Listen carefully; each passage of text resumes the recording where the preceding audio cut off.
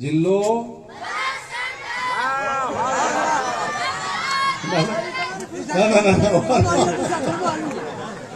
ના હજુ તમને બે બદલવાનું છે તમારે.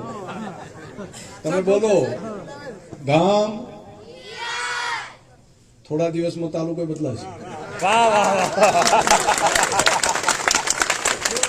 અને થોડા દાડાની અંદર જિલ્લો પણ. જિલ્લો કયો બનશે? કયો જિલ્લો બનશે? વાવ થરાદ જિલ્લો બનશે અને તાલુકો તમારે ઢુકડો કરી નાખશે. આ બધું કામ, આ એક કામ આપણા બધાનું ઉજ્જવળ ભવિષ્ય છોકરાઓનું છે ને, આ નવી પેઢીના જે દીકરા દીકરીઓ છે એ જ્યારે મોટા થાય ત્યારે એમના માટે નવા સમય પ્રગતિકારક થાય, એમની પ્રગતિ થાય એ માટેના લાંબા ગાળાના કામ છે. એમનું આખું ભવિષ્ય બદલાશે.